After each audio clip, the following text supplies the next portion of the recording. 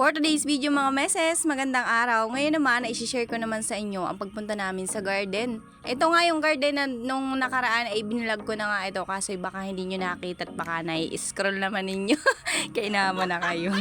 Siyempre, bago naman kami pumunta doon ay nagkape muna kami dini kay Ninang at nag-alok nga ng libreng kape. Ay sus, yan, no, arin nasabi pa. Ay, pasensya na ho at libre ho ay.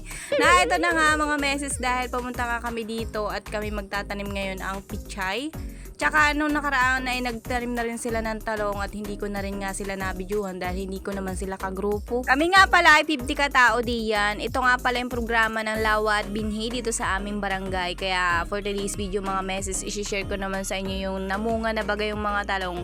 Kaso nung mga nakaraan ay tinamad nga ako mag-video at talaga naman sa dami ko na rin namang ginagawa ay hindi ko na rin magawa. Dito nga mga meses sa pagtatanim ng pichay ay na-realize ko na yung tinatanim ko pala ay damo na. Kaya naman kadbeses abaw.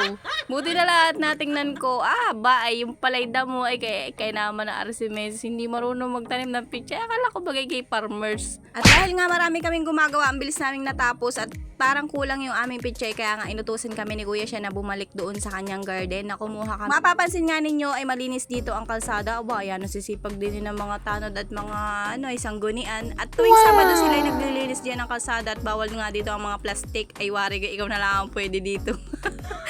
At nandito na nga kami sa garden ni Kuya Sean. Ay talaga namang sa sipag ng taong yun ay nako. Si Kuya Sean nga po pala yung pong aking nakakasama sa vlog na nakaraan.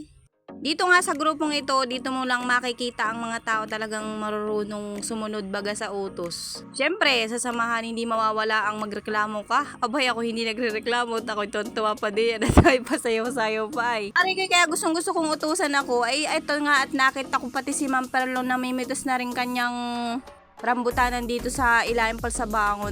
Talaga namang kadadaming bunga. Ang sabi nga diyan ni Ma'am Perlo ay tumikim na daw ako. Kaso nga lang ako pinaglululukot. Hindi daw tikim ang ginawa ko. Kaya nga sabi ko tayo umuwi na at baka nga yan ay madala ko pa. Ay bumalik nga kami dito mga meses sa garden at pagbalik nga namin dito ay tapos na rin silang gumawa.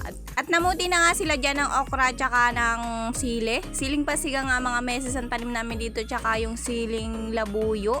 Noong nakaraan, may talong kami dito kaso nga lang ay nagkaroon na insekto kaya nga ay pinalta namin ng tanim. Dahil talaga mga meses sa farmers talaga ang kalaban namin dito ay yung mga insekto talaga ang sumisira ng mga halaman, hindi ikaw.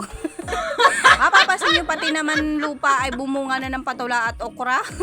Pati nga papaya ay kumuha na rin sila diyan at pati maiulam maghapon na yung ulam, wari ko. At ito na nga mga meses, kami ngay nagpulong-pulong naman din at kami ay tuwing first week nga ay kami nagmi-meeting para nga doon sa mga nangyari ng isang buwan baga mga meses. Wari ko naman ako hindi nakikinig dito at ako naman ay magbibideo, hindi mga meses. Tapos na kami dyan mag-meeting kaya nga ito na nga at nanguha na rin ako diyan ng lain. Siguro alam na naman ninyo kung ano na naman ibablog ko sa susunod. Kaya namang kayo, yan o sila. Kaya for this video mga meses, thank you for watching.